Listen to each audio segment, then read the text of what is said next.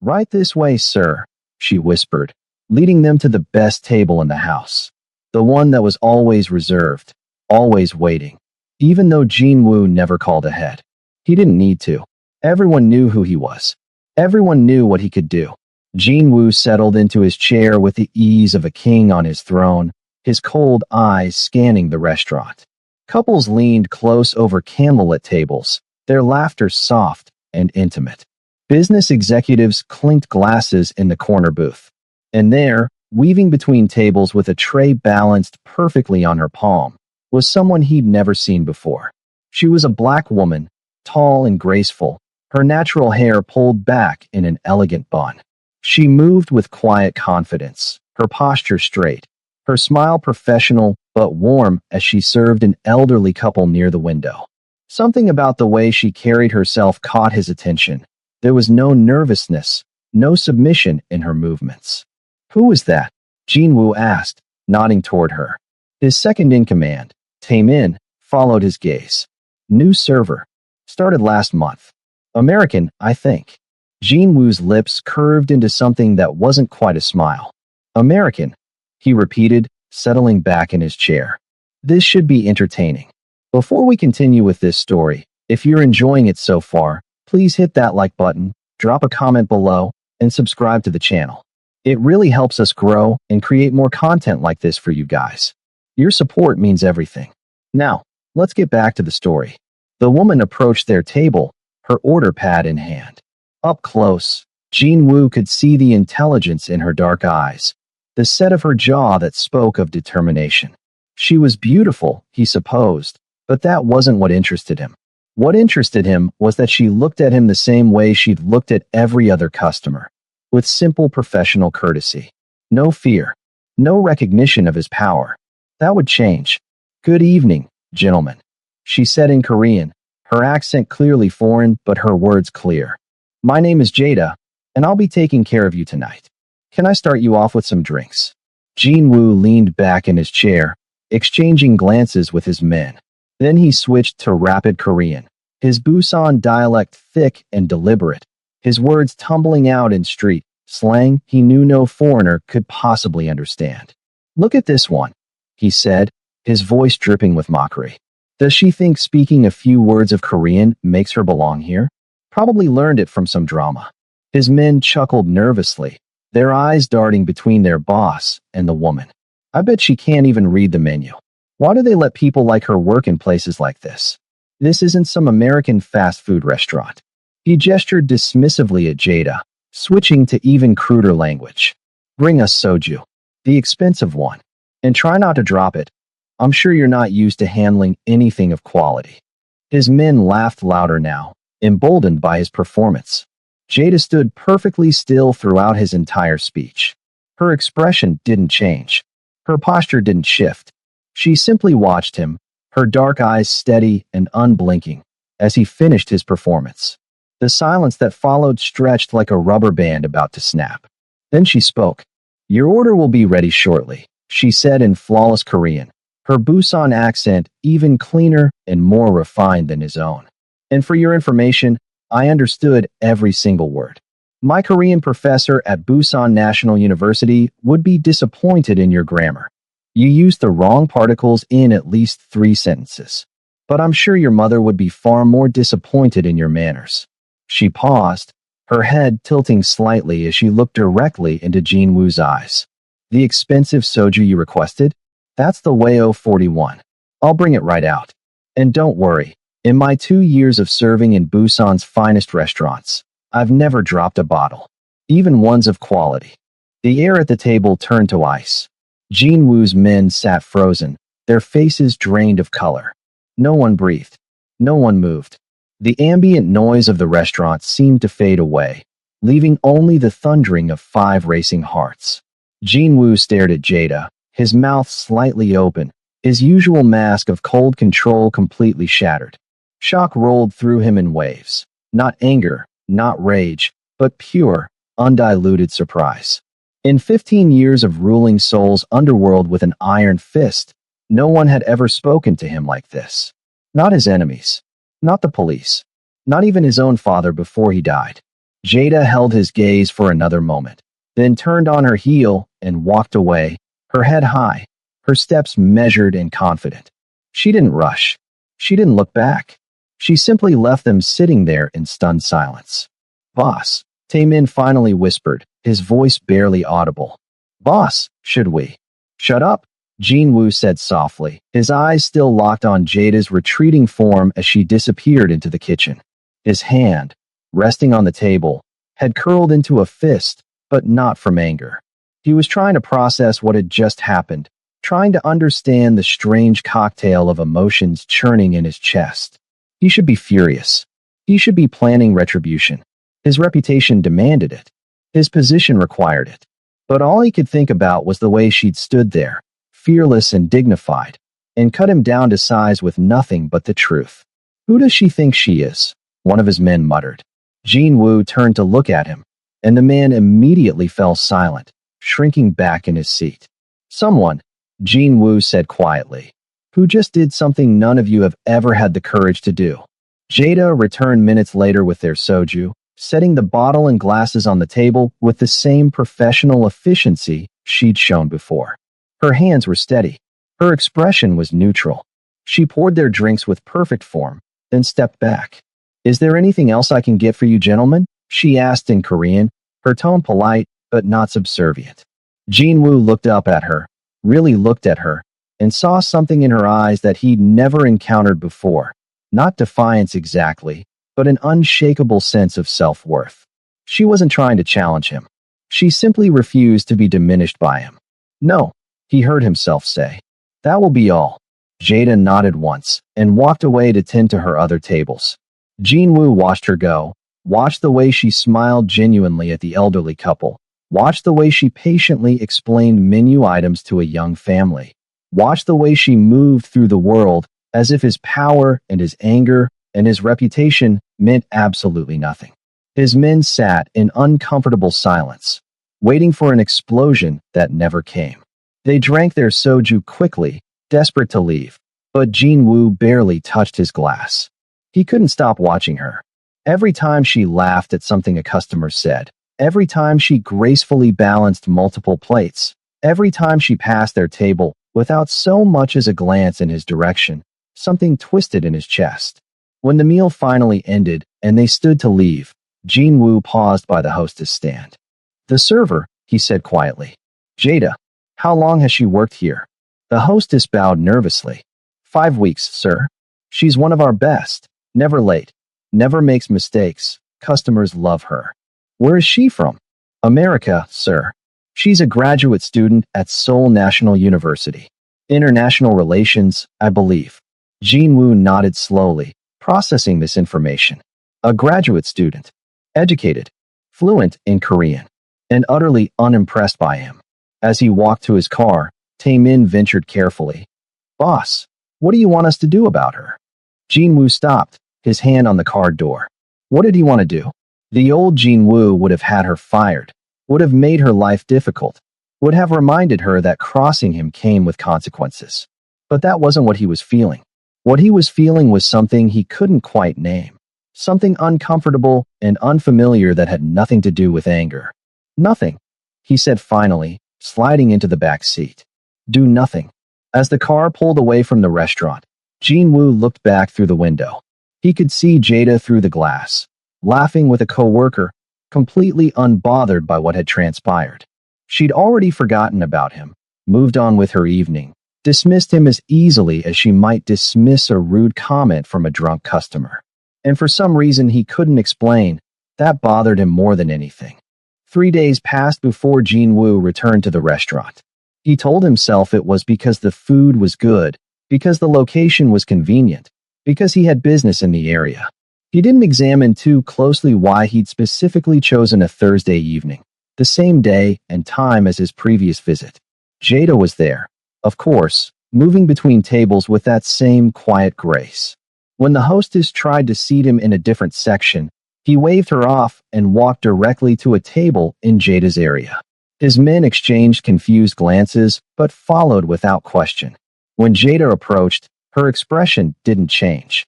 No surprise, no satisfaction, no nervousness. She simply pulled out her order pad and said, "Good evening. What can I get for you tonight?" Jinwoo opened his mouth, then closed it again. He'd prepared several things to say, ways to reassert his dominance or test her boundaries. But under her steady gaze, they all felt petty and small. "The galbi," he said finally, in Korean. "And the japchae." "Excellent choices," she replied, writing quickly. "Any drinks?" "Water is fine." She nodded and walked away. That was it. No reference to their previous encounter. No acknowledgement of who he was or what he could do. She treated him exactly like every other customer, and it was driving him insane. Throughout the meal, Jinwoo found himself watching her instead of eating. He watched how she helped an elderly man struggling to read the menu, patiently explaining each dish and making recommendations. He watched how she knelt beside a child's high chair, making faces that sent the little girl into peals of laughter. He watched how she moved with purpose and dignity, never rushed, never flustered. "Boss," Taemin said quietly, leaning close. "Are you feeling all right? You've barely touched your food." Jinwoo blinked, looking down at his plate as if surprised to find it there. "I'm fine," he muttered, but he wasn't fine. He was confused, unsettled in a way he hadn't been since he was a teenager struggling to survive on the streets. When Jada brought the check, Jinwoo did something he never did. "The meal was good," he said, the words feeling awkward in his mouth. Was he actually trying to make conversation with a waitress? "I'm glad you enjoyed it," Jada replied, her tone professional. "Have a good evening." She turned to leave, and Jinwoo heard himself say, "You speak Korean very well. Where did you learn?" Jada paused, turning back to face him. For a moment, he thought she might ignore the question, but then she said, "I taught English in Busan for 2 years after college. Lived with a Korean family. They taught me the language. I taught their kids English." Her eyes met his directly. "They also taught me that respect is earned, not demanded." It was a valuable lesson. With that, she walked away, leaving Jinwoo sitting there with the distinct impression that he'd just been put in his place again, so subtly that his men hadn't even noticed. He came back the next week, and the week after that. Each time, Jada treated him with the same polite professionalism. Nothing more, nothing less. She never brought up his initial behavior, never acted impressed by his presence, never showed any sign that she thought about him at all outside of taking his order and bringing his food. It was maddening. "Boss, I don't understand," Taemin said one evening as they left the restaurant. "Why do we keep coming here? You haven't even mentioned the deal with the Gwangju group, and they've been waiting for your answer for 2 weeks." Jinwoo didn't respond. How could he explain what he didn't understand himself? He only knew that something had shifted inside him that first night, and he couldn't seem to shift it back. 2 weeks after his first return visit, Jinwoo's driver was taking him through the Songbuk district, one of the poorer neighborhoods in his territory. It was early evening, the streetlights just beginning to flicker on, casting long shadows across the cracked pavement. "Stop," Jinwoo said suddenly, leaning forward. "Boss?" the driver asked, confused. "Stop the car. Now."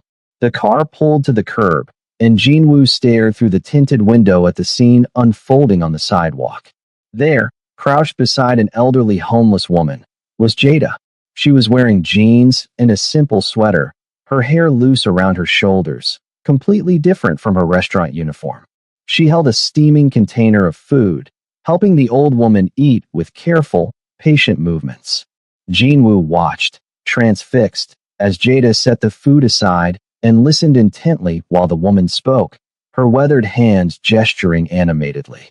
Jada laughed at something the woman said, a genuine, uninhibited sound that carried through the evening air. Then she did something that made Jinwoo's chest tighten inexplicably. She unwound the scarf from around her neck, a nice scarf that looked warm and expensive, and wrapped it carefully around the old woman's shoulders. The old woman protested, trying to give it back, but Jada shook her head firmly. Then she pulled something from her pocket. Money, Jinwoo realized, and pressed it into the woman's hand, closing the elderly fingers around it when she tried to refuse. But it was what happened next that struck Jinwoo like a physical blow. Jada hugged the old woman, not a quick, perfunctory embrace, but a real hug the kind that said, "I see you. You matter. You're not invisible." The old woman's face crumpled, and she began to cry, and Jada just held her, right there on the dirty sidewalk, as if she had all the time in the world. "Boss," Taemin said from the front seat. "Should we be quiet?" Jinwoo whispered, unable to look away. After several minutes, Jada helped the woman to her feet, gathered the empty food container, and squeezed her hand one more time before walking away. The old woman watched her go, touching the scarf around her neck with trembling fingers, something like hope on her weathered face. Jinwoo sat in the car long after Jada had disappeared around the corner. His mind was reeling, trying to reconcile what he'd just witnessed with the woman who'd stood in that restaurant and cut him down with surgical precision. She had steel. He'd seen that immediately. But she also had this softness, this profound compassion that she gave freely to a stranger on the street. "Who is she?" he murmured to himself. "Boss." Taemin turned in his seat, concerned. Jinwoo shook his head slowly. "I've spent my entire life taking from people, building my empire on fear and desperation. And this woman." He trailed off, watching the spot where Jada had been. "She spends her time giving to people who can never repay her, people who society has forgotten. Boss, she's just a bleeding heart. Probably makes herself feel good." "No," Jinwoo interrupted sharply. "You didn't see her face. That wasn't about feeling good. That was about seeing someone who was invisible and choosing to see them anyway." Something had cracked inside Jinwoo's chest, a fissure in the armor he'd built around himself over 15 years of surviving in a brutal world. For the first time in longer than he could remember, he felt something other than anger or cold calculation. He felt shame and longing and a desperate, aching curiosity about this woman who could be both warrior and saint. "Drive," he said quietly. "Where to, boss?" "I don't care. Just drive." As the car pulled away from the curb, Jinwoo made a decision. He needed to know Jada, not to conquer her, or possess her, or add her to his collection of things he controlled.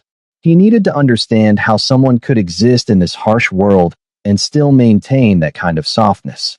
He needed to know if that quality was something he'd lost forever, or if somewhere, buried deep beneath years of violence and moral compromise, he might still have access to it too.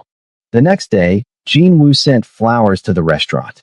24 white roses, expensive and elegant. When he arrived that evening, he saw them on the hostess stand, but Jada's section was empty of any flowers. Confused, he stayed through his meal, watching. As he was leaving, he saw Jada heading toward the door with the roses in her arms. He followed her outside, staying back, watching as she approached an elderly couple who'd just finished their meal. The old man was helping his wife into their worn jacket, and Jada stopped them with a gentle touch on the woman's arm. "Excuse me," Jada said in Korean, holding out the roses. "These were sent to me by someone today, but they're too beautiful to keep to myself. Would you accept them? You two remind me of my grandparents back home." The elderly woman's eyes filled with tears. "Oh, we couldn't possibly." "Please," Jada insisted, pressing the bouquet into the woman's hands. "It would make me so happy." The couple accepted the flowers with trembling gratitude, and Jada watched them walk away, that same genuine smile on her face. Then she turned to go back inside and froze, finding Jinwoo standing 10 feet away, staring at her. For a long moment, neither of them spoke. Then Jada said calmly, "If you sent those flowers, you wasted your money. I'm not interested in expensive gestures from men who use their power to make others feel small." "I know," Jinwoo said, the admission surprising him as much as it seemed to surprise her. "I'm beginning to realize that nothing I have, no money, no power, no threats, means anything to you. Then why keep trying?" Jada asked, genuine curiosity in her voice. Jinwoo searched for an answer, for words to explain the inexplicable pull he felt toward her. "Because," he said finally, "I saw you with that woman. The homeless woman in Songbuk. The way you treated her like she mattered." Jada's expression shifted, something guarded entering her eyes. "Were you following me?" "No. I was passing by.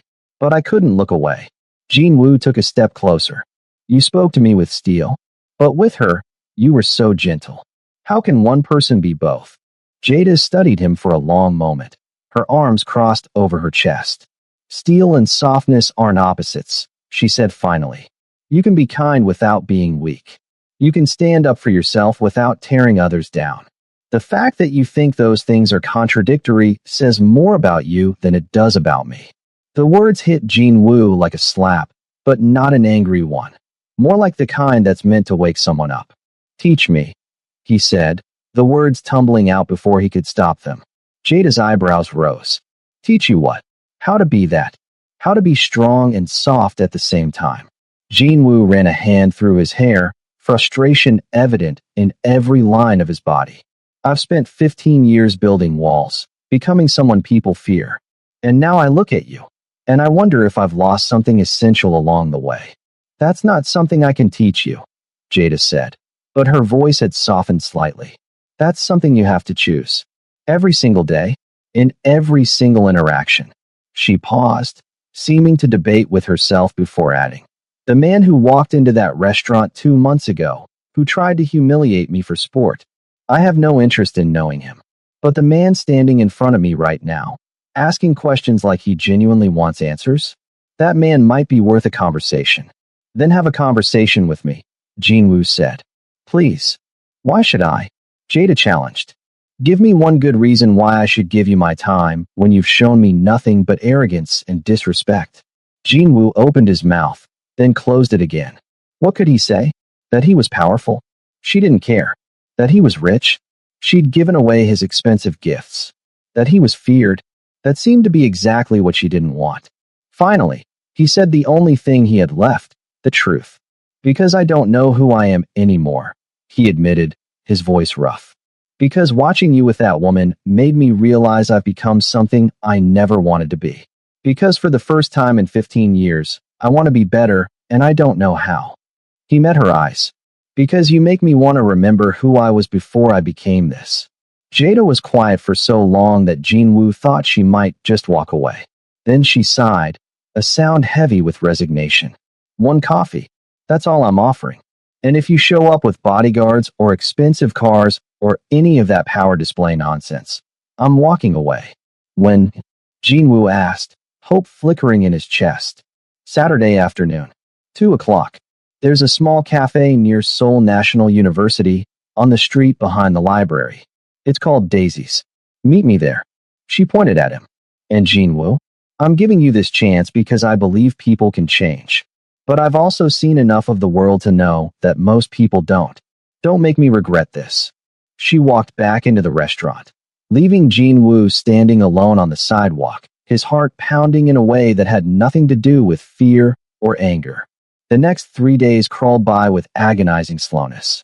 Jean Wu found himself distracted during meetings, snapping at his men for minor infractions, unable to focus on business that usually consumed his attention. Taemin noticed immediately. Boss, what's going on? He asked on Friday evening, after Jean Wu had dismissed an important weapons buyer without explanation. You've been off all week. I have a meeting tomorrow, Jean Wu said, staring out his office window at the Seoul skyline. A personal meeting. With who? Do you need security? No. Jean Wu said sharply, then softened his tone. No security. No men. No cars. I'm going alone. Taemin's eyes widened. Boss, you never go anywhere alone. It's not safe. I'm going to a coffee shop to meet someone, Jean Wu said, turning to face his second-in-command. I think I can handle that without an armed escort. Is this about that waitress? Taemin asked carefully. Boss, with all due respect, she's just a woman. There are plenty of women who would. She's not just anything, Jean Wu interrupted, his voice cold. And you'll speak about her with respect, or you won't speak about her at all. Understand. Taemin bowed quickly. Of course, boss. I apologize. Saturday arrived wrapped in autumn sunshine, the air crisp and clear. Jean Wu stood in front of his closet for 20 minutes, trying to decide what to wear. Everything he owned was either intimidating or ostentatious. Designer suits that cost more than most people made in a month, watches that could buy a car, shoes that screamed wealth and power. Finally, he dug into the back of his closet and found a pair of jeans he hadn't worn in years and a simple black sweater. No jewelry except a plain watch. No cologne. Just him. When he looked in the mirror, he barely recognized himself. He looked ordinary, young, almost vulnerable. It terrified him. Daisy's Cafe was exactly the kind of place Jinwoo never visited. Small, cozy, filled with university students typing on laptops and couples sharing desserts. No one looked up when he entered. No one recognized him. For the first time in over a decade, Jinwoo walked into a room and was completely invisible. Jada was already there, sitting at a corner table with a book open in front of her. She wore jeans and a cream-colored sweater, her hair in natural curls that framed her face.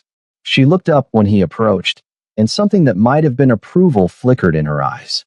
"You came alone," she observed. "You asked me to," Jinwoo replied, sliding into the seat across from her. "Most men in your position wouldn't care what I asked. They do what makes them feel safe and powerful." She closed her book. "The fact that you listened is interesting." A barista approached their table, a young woman with purple hair and a bright smile. "What can I get you folks?" Jinwoo started to order, but Jada interrupted gently. "Could we have a few minutes to look at the menu?" "Of course," the barista chirped, walking away. Jinwoo stared at Jada. "I was about to order." "Without asking me what I wanted?" Jada raised an eyebrow. "That's lesson number one, Jinwoo. Other people exist. Their preferences matter just as much as yours." Jinwoo felt heat rise in his cheeks. Was he actually embarrassed? "I apologize. What would you like?" "The caramel latte," Jada said, a small smile playing at her lips. "And maybe the blueberry scone." "What about you?" "I'll have the same," Jinwoo said, realizing he had no idea what he actually liked in coffee shops because he'd never paid attention before. When the barista returned, Jada ordered for both of them, and Jinwoo found himself watching the easy way she interacted with the young woman, asking about her day, complimenting her hair color, making her laugh. It was such a small thing, but it was something Jinwoo had never done, treated service workers like actual human beings worthy of genuine interaction. After the barista left, Jada leaned back in her chair. "So, tell me about yourself. And I don't mean the reputation or the business. I mean you. Who is Jinwoo when he's not being the scary crime boss?" Jinwoo froze. No one had asked him that question in so long that he'd forgotten there might be an answer.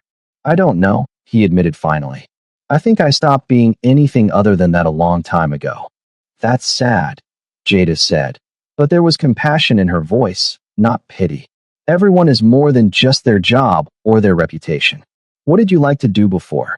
When you were young?" Jinwoo thought back, pushing through years of violence and moral compromise to find the boy he'd been. "I like to cook," he said slowly, surprised by the memory. "My grandmother taught me. We were poor, lived in a tiny apartment in Yeongdeungpo, but she could make anything taste amazing. She'd take me to the market, teach me how to pick the freshest vegetables, how to know when fruit was perfectly ripe." "What happened to her?" Jada asked gently. "She died when I was 16. Cancer.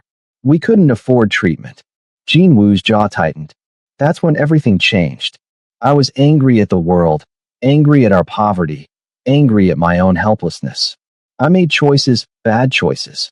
Each one led to another, and before I knew it, I was too deep to get out." "You're not dead, Jinwoo," Jada said, leaning forward. "As long as you're breathing, it's not too late to make different choices. Is it really that simple for you?" Jinwoo asked, frustration bleeding into his voice. "Just choose to be good. Choose to be kind. Choose to be better?" "No," Jada said firmly. "It's not simple at all. It's the hardest thing in the world. Every single day, I wake up and choose not to become bitter about the racism I face, the discrimination, the assumptions people make about me. Every day, I choose to see the humanity in others, even when they don't see it in me. Every day, I choose compassion over anger, understanding over judgment. And some days I fail, but I wake up the next day and choose again." Their drinks arrived, and they sat in silence for a moment, sipping their lattes. Jinwoo was struck by how normal this felt, sitting in a cafe, having an actual conversation, being seen as a person rather than a position. Why are you really here? Jada asked suddenly. What do you want from me? Jinwoo set down his cup carefully. Honestly, I don't know. I just know that watching you live your life has made me question everything about mine. You have this light inside you. And I've been in darkness for so long that I'd forgotten light even existed. Jada's expression softened, but her eyes remained cautious. I can't be your redemption, Jinwoo. I can't fix you or save you or be the reason you become a better person. That has to come from inside you, or it won't last. I know, Jinwoo said quietly. I'm not asking you to save me. I'm asking you to show me that it's possible. That someone can exist in this world and still maintain their integrity, their kindness. Because right now, I don't believe it's possible for someone like me. Someone like you, Jada repeated. What does that mean? Someone who has done terrible things, Jinwoo said, meeting her eyes. I won't lie to you about who I've been or what I've done. I've hurt people, destroyed lives, built my empire on the suffering of others. Those are facts I can't change. No, you can't change the past, Jada agreed. But you can decide who you are from this moment forward. The question is, do you actually want to change, or do you just want to feel better about staying the same? The question hit Jinwoo hard because he didn't have an immediate answer. Did he want to change? Really change? That would mean giving up power, wealth, respect built on fear. It would mean facing consequences for his actions. It would mean becoming vulnerable in a world where vulnerability was often fatal. I don't know, he admitted, but I want to find out. Jada studied him for a long moment, then nodded slowly. Okay, then I'll tell you what I told my students when I was teaching in Busan. Change starts with 3 things: acknowledging the truth, accepting responsibility, and taking action. You can't skip any of those steps. What does that look like? Jinwoo asked, leaning forward. It means being honest about what you've done and why. Not making excuses, not blaming circumstances or other people. Just owning it. Jada broke off a piece of her scone. Then it means accepting that you're responsible for making things right, as much as you can. And finally, it means actually doing something different. Not just talking about change or feeling bad about the past, but making concrete, difficult choices that align with who you want to become. Jinwoo absorbed her words, feeling their weight. And if I do those things, if I really try to change, would you give me a chance to know you? Why does that matter to you? Jada asked. You barely know me. Because, Jinwoo struggled to find the words. Because when I look at you, I see proof that it's possible to be strong without being cruel, to stand up for yourself without destroying others, to live in this harsh world and still choose kindness. And I need to know how you do that. I need to understand it. Jada was quiet for a moment. Then she said, my grandmother used to tell me something when I was growing up in Atlanta. She'd say, baby girl, the world is going to try to harden your heart. It's going to throw so much pain and injustice at you that anger will seem like the only reasonable response. But hardness is easy. Anybody can build walls. It takes real strength to stay soft, to keep your heart open, to choose love even when you've been given every reason to choose hate. Your grandmother sounds wise, Jinwoo said. Jada smiled sadly. She passed away 2 years ago. It's part of why I came to Korea. Needed to get away from the grief, find a new perspective. But I carry her words with me everywhere. I'm sorry for your loss, Jinwoo said, and meant it. They talked for 2 hours, their coffee growing cold as the afternoon sun shifted across the cafe floor. Jada told him about growing up in the American South, about the racism she'd faced, about deciding to study international relations because she wanted to build bridges between cultures. Jinwoo told her about his grandmother's tiny kitchen, about the street food market where he'd spent his childhood, about the moment he'd made his first terrible choice, and how each subsequent choice had been easier. You talk about it like it was inevitable, Jada observed. Like you had no control. Didn't I? Jinwoo asked. I was 16, alone, desperate. What else could I have done? I'm not saying you didn't face impossible circumstances, Jada said carefully. I'm saying that at some point, those circumstances became an excuse rather than a reason. There's a difference. Jinwoo wanted to argue, to defend himself, but he found he couldn't. She was right. Somewhere along the way, his tragic origin story had become a shield he hid behind, a justification for every terrible thing he'd done since. "You're brutal when you want to be," he said, but there was no heat in it. "I prefer honest," Jada replied.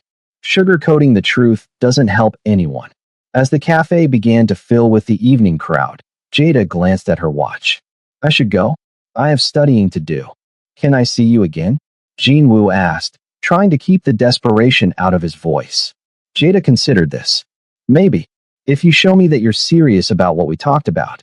Acknowledging truth, accepting responsibility, taking action.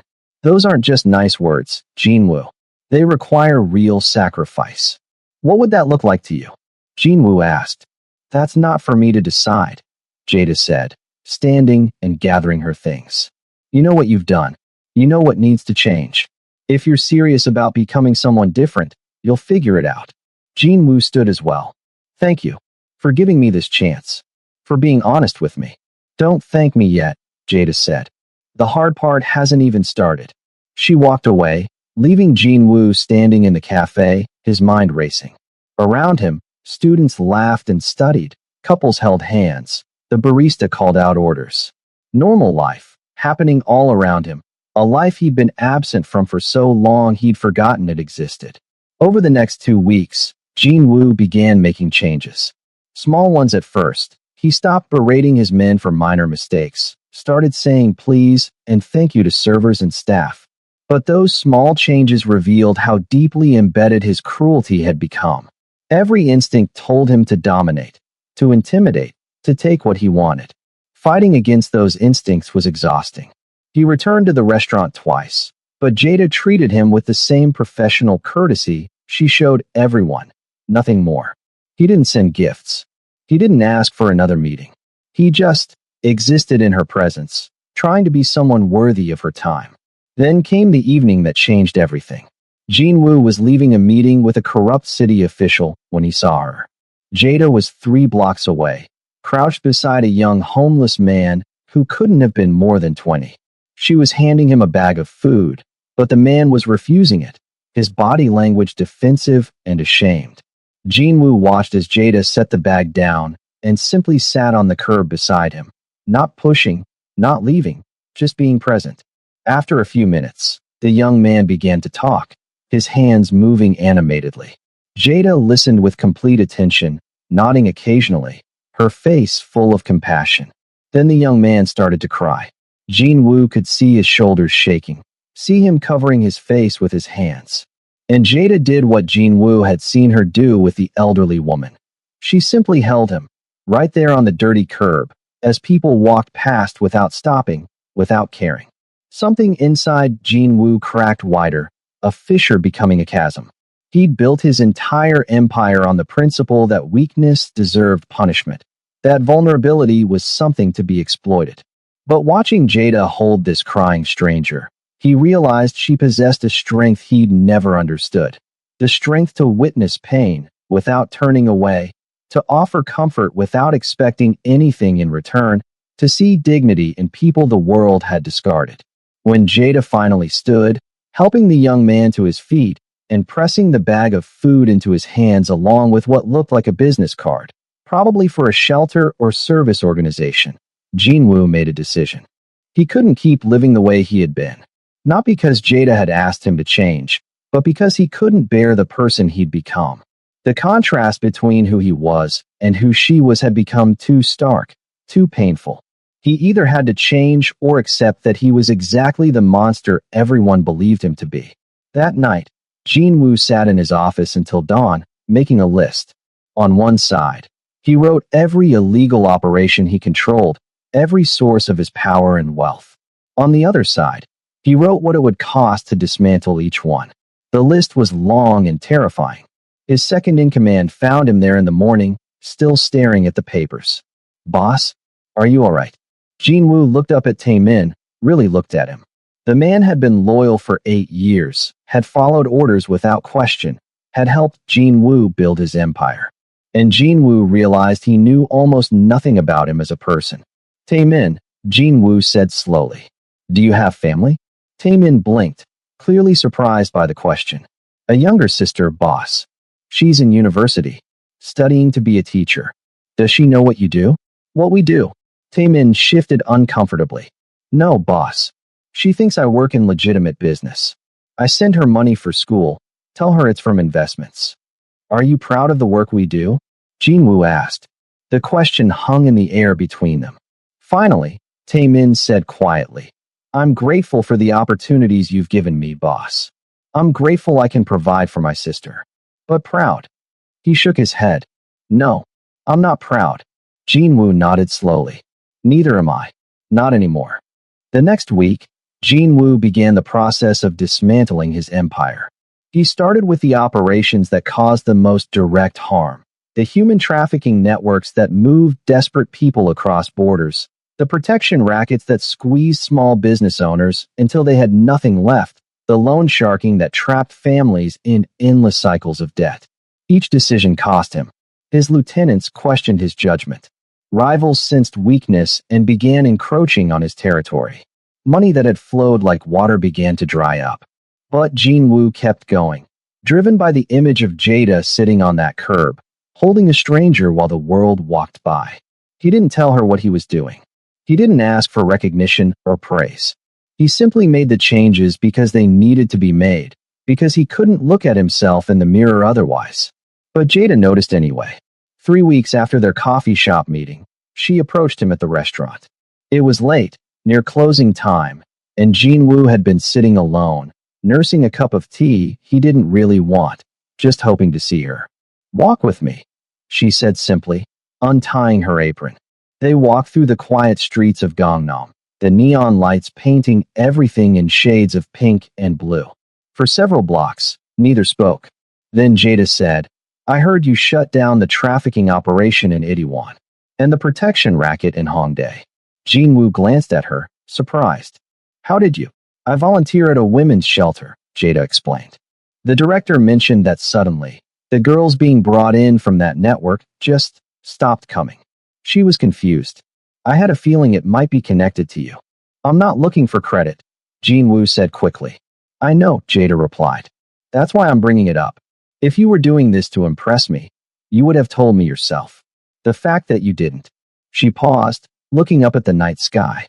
It means maybe you're actually serious about changing. It's harder than I expected, Jinwoo admitted. My own men are starting to question my leadership. I'm losing money, losing power. Everything I built over 15 years is crumbling. Is that what you want? Jada asked. To hold on to power built on suffering? No, Jinwoo said firmly. But I'd be lying if I said it wasn't terrifying. I don't know who I am without it. Jada stopped walking, turning to face him. Then this is your chance to find out. To build an identity based on something other than fear and control. Will you help me? Jinwoo asked, the vulnerability in his voice surprising even himself. I can't do it for you, Jada said. But I can walk alongside you. If you're willing to keep being honest, keep making hard choices, keep showing up as someone different than who you were, then yes, I'll walk with you. Something in Jinwoo's chest loosened, a tension he hadn't realized he'd been holding. I'd like that. They started meeting regularly after that. Sometimes for coffee, sometimes for walks along the Han River, sometimes just sitting in parks while Jada studied and Jinwoo worked through the complicated process of legitimizing his businesses. She introduced him to her world, the shelters where she volunteered, the community centers where she taught English to immigrant children, the quiet cafes where students and artists gathered. Jinwoo found himself learning how to exist in spaces where his reputation meant nothing. He learned to help Jada set up chairs for her English classes, to read picture books to children who giggled at his serious expressions, to serve food at the shelter without expecting gratitude or deference. You're good with the kids, Jada observed one afternoon, watching Jinwoo patiently explain English pronunciation to a frustrated 10-year-old from the Philippines. My grandmother taught me patience, Jinwoo said, helping the child sound out a difficult word. I'd forgotten, but it's coming back. One evening, as they walked through the street food market Jinwoo had shown her on their first date, he stopped at a stall selling tteokbokki.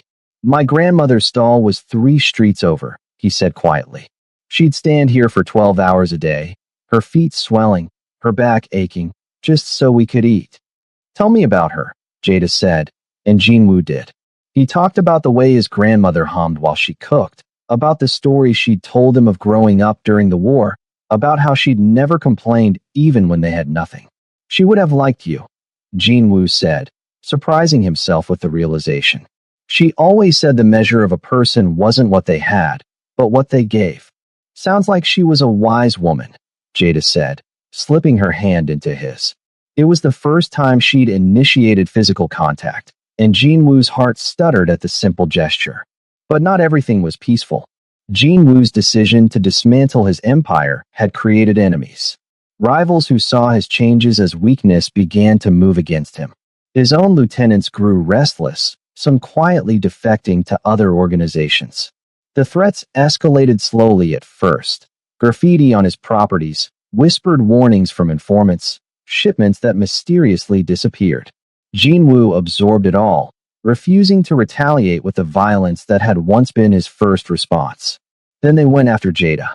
It started with photographs slipped under her apartment door. Pictures of her walking to class, shopping at the market, volunteering at the shelter. No words, just the images, a clear message that she was being watched. Jada brought them to Jinwoo, her expression calm, but her hands trembling slightly. Your world is following me, she said. I need you to be honest. Am I in danger? Jinwoo looked at the photographs, rage and fear warring in his chest. I'll handle this, he said, his voice tight. That's not what I asked, Jada said firmly. I asked if I'm in danger. Don't protect me from the truth.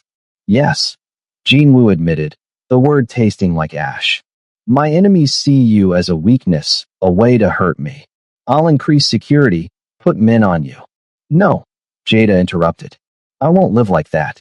I won't be watched and guarded and turned into a prisoner because of your past. Then what do you want me to do? Jinwoo demanded, frustration bleeding through. Let them threaten you? Let them hurt you to get to me. I want you to make a choice, Jada said, her eyes blazing. Are you going to go back to being the man who solves problems with violence and intimidation? Or are you going to find another way? There is no other way, Jinwoo said. Not in this world. Then maybe it's time to leave that world behind completely, Jada said. You've been dismantling your empire piece by piece, but you're still holding onto the core of it. You're still the boss, still operating in that space. As long as you are, this will never end. You're asking me to give up everything, Jinwoo said. I'm asking you to choose, Jada corrected. Me or that life. Your future or your past. You can't have both. The argument ended with Jada walking away, leaving Jinwoo standing alone in her apartment, the photographs scattered at his feet. For 3 days, he didn't contact her, didn't know what to say. He went back to his office, to his men, to the familiar rhythms of his old life. But it felt hollow now. Every order he gave, every decision he made, he heard Jada's voice asking him who he wanted to be. His men noticed his distraction, exchanged worried glances when he stared out windows instead of focusing on business. On the 4th day, Taemin came to his office with news. Boss, we've identified who's threatening the girl. It's the Gwangju group. They're trying to force your hand, make you retaliate so they can justify a full-scale war. Jinwoo nodded slowly. The old Jinwoo would have already planned the attack, would have struck hard and fast, would have made an example that no one would forget. The man he was becoming didn't know what to do. What are your orders, boss? Taemin asked. Jinwoo looked at his second-in-command. This man who had followed him for 8 years, who had a sister studying to be a teacher, who had admitted he wasn't proud of the work they did. What would you do, he asked, if it was your sister being threatened? Taemin blinked, surprised. Boss, I'm serious. If it was her, what would you do? Taemin was quiet for a long moment. I'd want to protect her, but I'd also want her to be proud of me. And she couldn't be proud of me if I solved the problem the way we usually solve problems. Jinwoo nodded slowly. I'm going to the prosecutors, he said finally. I'm going to tell them everything. About the Gwangju group, about our operations, about all of it. I'm going to cooperate fully, help them build cases, testify if needed. Boss, that's... Taemin stopped, his face pale. That's suicide. They'll never stop coming after you. And prison. I know, Jin-woo said calmly. But it's the only way to really end this. To protect Jada. To actually become someone different instead of just pretending. He looked at Taemin directly. I'm giving you a choice too. You can walk away now, go legitimate before any of this touches you. Use the money you've saved to make sure your sister finishes school. Or you can stay and face the consequences with me. Taemin stood silent for a long moment, processing. Then he said quietly, my sister wants to be a teacher. She wants to help kids learn, to make the world better. How can I tell her to follow her dreams if I'm not brave enough to follow mine? What's your dream? Jin-woo asked. Not this, Taemin said, gesturing around the office. I wanted to open a restaurant once. Before all of this. Cook food that made people happy. He laughed bitterly. Sounds stupid now. It sounds honest, Jin-woo said. And honest is the only thing worth being anymore. Batch 6, 1500 words. 2 days later, Jin-woo walked into the Seoul Central District Prosecutor's office alone. No bodyguards, no lawyers yet. Just him and a USB drive containing 15 years of carefully documented crimes. The prosecutor who met with him was a woman in her 40s named Kim Min-young, her expression skeptical as she listened to his opening statement. Let me understand this correctly, she said, leaning back in her chair. You're volunteering to provide evidence against yourself and your entire organization? Why? Because I want to stop being the person I've been, Jin-woo said simply. And because someone I care about is in danger because of my past. The only way to truly protect her is to end this completely. Prosecutor Kim studied him carefully. You understand that cooperation doesn't mean immunity. You'll face charges. Prison time. I understand, Jin-woo said. I'm not asking for a deal. I'm asking for a chance to make things right, as much as anyone can. The meeting lasted 6 hours. Jin-woo laid out his entire empire. The legitimate businesses that fronted illegal operations, the corrupt officials on his payroll, the network of violence and coercion that had made him untouchable for so long. With each revelation, he felt lighter, as if he was setting down weights he'd been carrying for years.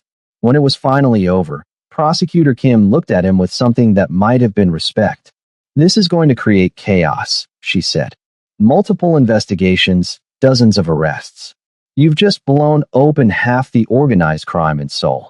I know, Jin-woo said, but it needs to happen. He left the prosecutor's office as the sun was setting, painting the sky in shades of orange and purple. His phone buzzed constantly with messages from his men, his associates, people who'd already heard whispers of what he'd done.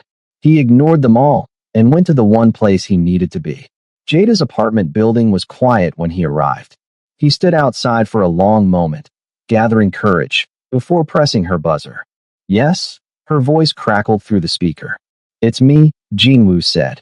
I need to talk to you. A long pause. Then, come up. She opened the door before he could knock, her expression guarded. Jin-woo, I told you I needed space. I went to the prosecutors today, he interrupted. I told them everything. About my organization, my crimes, the people threatening you. All of it.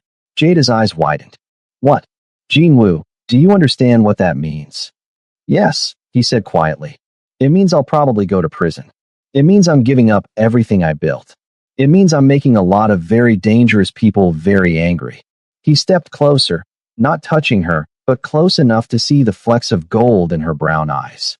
But it also means I'm choosing. You asked me to decide between my past and my future.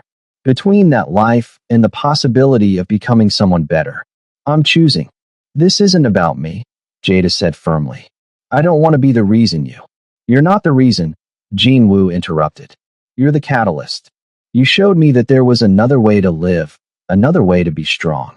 But the choice to change, the decision to face consequences for my actions, that's mine. I'm doing this because I can't be that person anymore.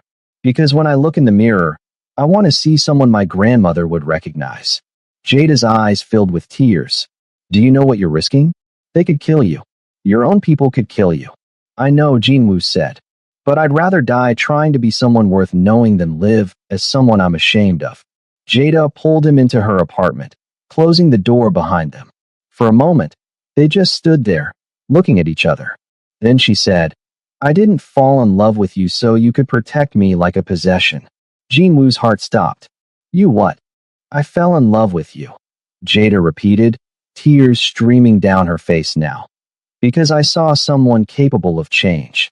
Someone brave enough to admit they were wrong and strong enough to make it right. But Jinwoo, this is going to be hard. Harder than anything you've faced before. I know, Jinwoo said, reaching up to wipe away her tears with trembling fingers. But I'd rather face it honestly than hide from it. And I'd rather face it knowing that somewhere, someone believes I can be better. Jada kissed him then, fierce and desperate, and full of hope and fear all tangled together. When they finally pulled apart, she rested her forehead against his. You're going to need a good lawyer, she said practically. And protection. And, Jada, Jinwoo interrupted gently.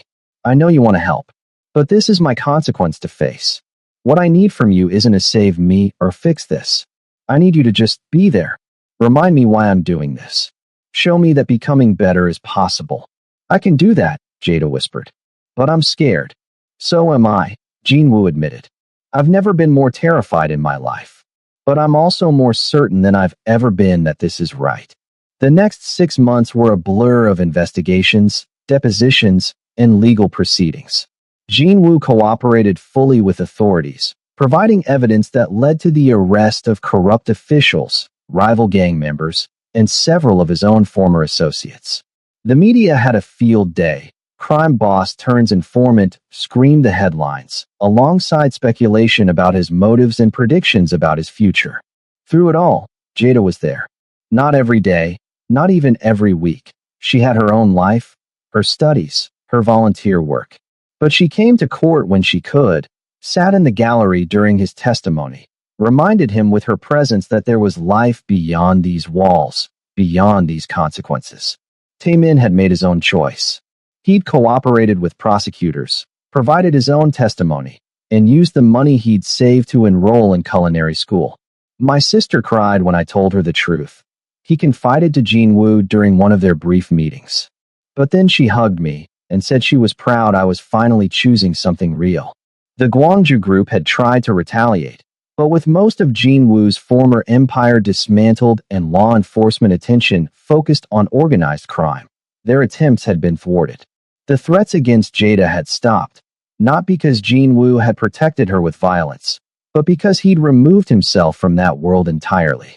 The day of Jinwoo's sentencing arrived cold and gray, winter settling over Seoul like a blanket. He stood before the judge in a simple suit, no jewelry, no signs of his former power. The prosecutor recommended leniency based on his cooperation, but the judge was clear. Cooperation didn't erase crimes committed. 5 years, the judge declared, with possibility of parole after 3, given your continued cooperation and evidence of genuine rehabilitation. Jinwoo accepted the sentence without flinching. 5 years was less than he'd expected, less than he probably deserved. As guards prepared to lead him away, he searched the courtroom gallery and found Jada's face. She was crying, but she was also smiling, and when their eyes met, she pressed her hand to her heart. He understood. She was telling him to hold on, to remember who he was becoming, to keep choosing the right path even when it was hard. 3 years later, Jinwoo walked out of prison on a Tuesday morning. The world looked different, brighter, somehow, despite the early morning rain. He'd spent his time inside taking classes, learning skills, working with prison counselors to understand the trauma and choices that had led him down his path. He'd kept in touch with Jada through letters and carefully monitored visits, each one reminding him why he'd made the choices he had. She was waiting outside the gates, holding an umbrella, wearing the same cream-colored sweater she'd worn on their first coffee shop date. Jinwoo walked toward her slowly, hardly believing this moment was real. Welcome back, Jada said simply. I'm not who I was, Jinwoo said, needing her to understand. Prison changes you.